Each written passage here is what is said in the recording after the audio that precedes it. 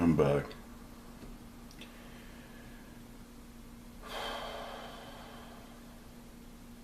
Over the years, I've had many very high thoughts, new understandings, and it always pleases me when I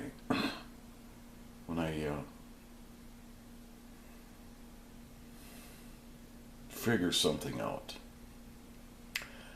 I always wondered why God didn't choose another way to save mankind. Why didn't he just up and save them? And the reason uh,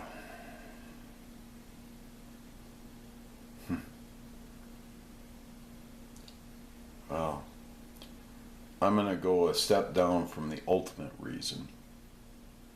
People will think this is the ultimate reason they're blessed. But it all begins with God is in control. 100%. God is omniscient, knows the past, the present, and the future.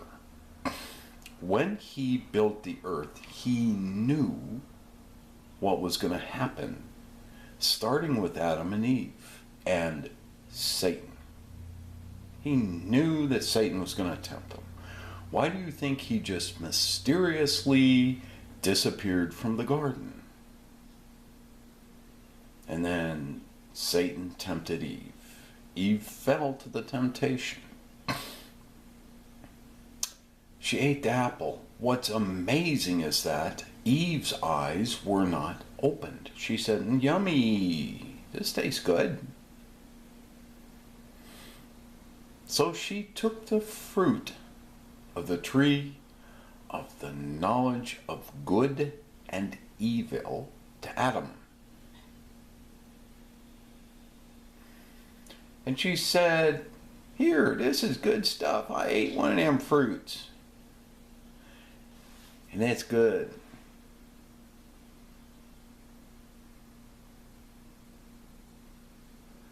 And Adam said, "Hey, we ain't supposed to eat from that tree." God said, "No."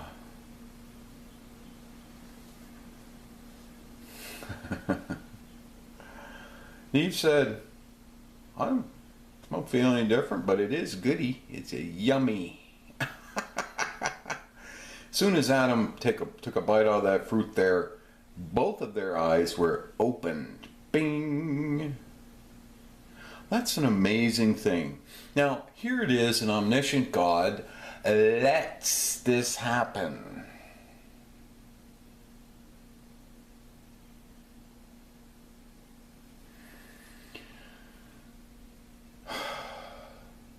So then he tells Adam and Eve, "Okay, you messed up."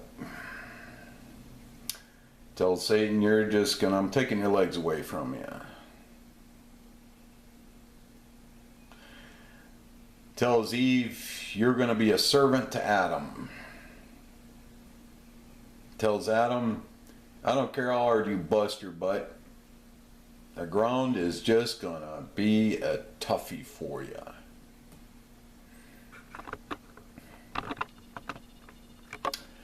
And then, after a little while, don't know how long this while is, he drives them from the Garden of Eden and places a sword of fire that faces all directions, so that no man can re-enter that garden. So man goes along for umpteen thousand years, don't know how long, until man becomes absolutely incorrigible and evil. Till God is just, wow, I'm just sorry I built man. Man is just, wow. So he says, all right, I'll try one more time. Wait. He knew he was going to do this from the foundation, because he's omniscient. And he tells Noah, build a boat, build it big. Everybody's laughing their butt off at him. Noah is telling everybody, get ready, there's a flood coming, a big one. Get ready, there's a flood coming. He just probably did it over and over. They scoffed at him, and they scoffed at him, and they scoffed at him, and he invited the people to come along with him.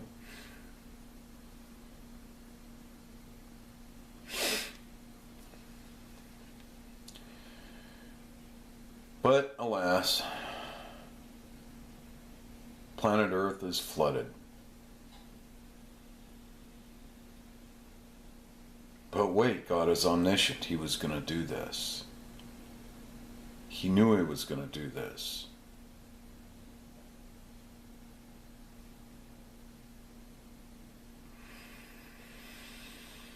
Yeah.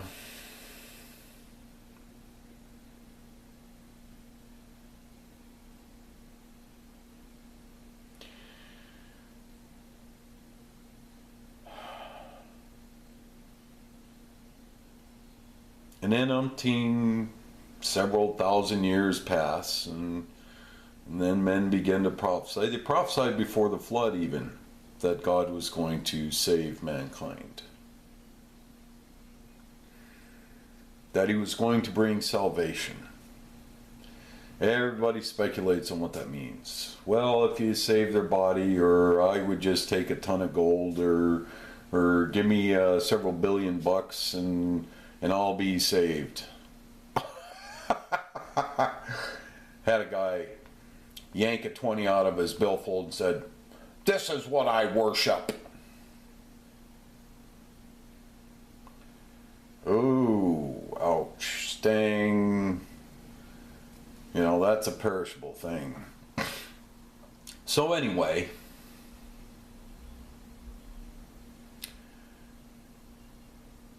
Jesus comes along, and at the last, he understood that the people just didn't know what they were doing.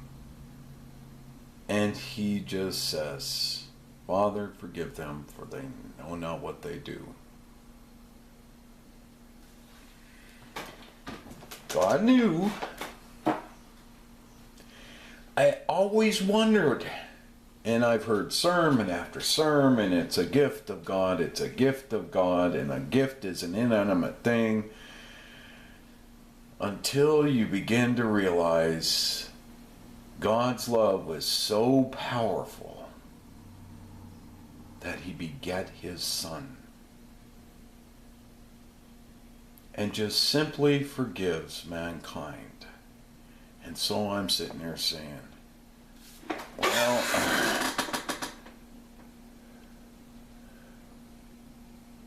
I want to understand this, or do I? Am I even worried about it? I don't know. So I wrote 3 things in a row. I said you cannot buy love with money, with favors or money. Love is a gift. Life is a gift. And then it hits me right between the eyes. I said, Jesus is a gift from God that says, I am sorry and I love you. And I went, bam. Bam. God to God, and this is his word, an unbalanced scale is an abomination to God. And I says, God hates an unbalanced scale. When he allowed Eve and Adam to stumble and fall from grace, He unbalanced the scale. Because remember, the very first thing I said in this video is God is in control. Absolutely. 100%. No ifs, ands, or buts.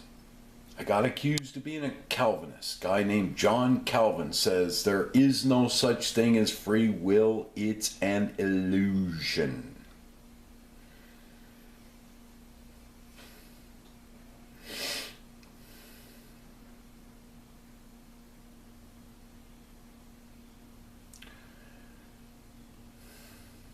God is love.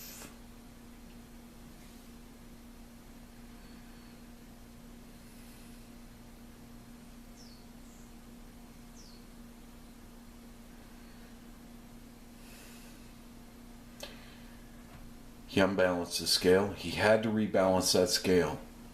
Only this time he's going to give you a choice whether to love him or not. And to know that you love him, to even get the chance to know that you love him, to love him. Because you can love somebody or something and not know that you love it. But you now get the opportunity to know, like 2 + 2 = 4. You know that's the answer. He's going to give you the chance. He's going to give you the choice. Like a fire? That's okay. You can choose that. God's not going to hate you for that. He gets it. He understands that.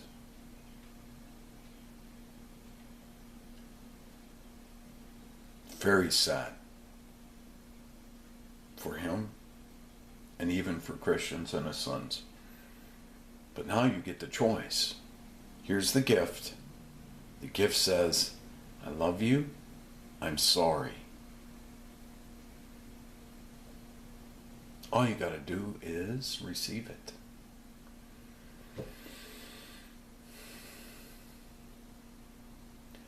All you got to do is hold out your hand and say, Amen. Yes. And deep in your heart, you will always know that you loved God.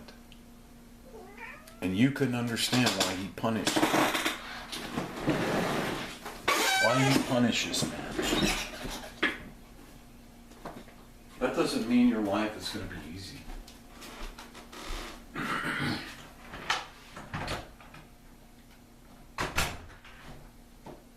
That doesn't mean he's going to take you into paradise right away.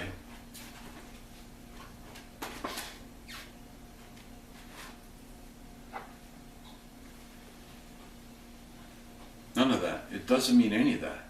It means that he's just going to make your life more joyful and more happy, knowing that he's out there. In the meantime, you're going to fulfill.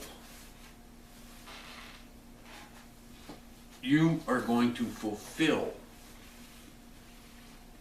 every task that he has set forth for you to fulfill, and you will live in accordance to the tasks that you must fulfill. No matter what.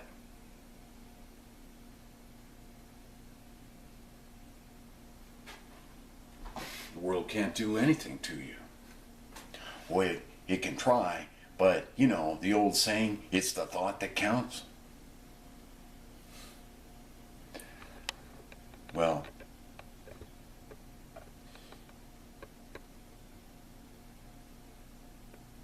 with this gift, it's the thought that counts. And Jesus is the gift.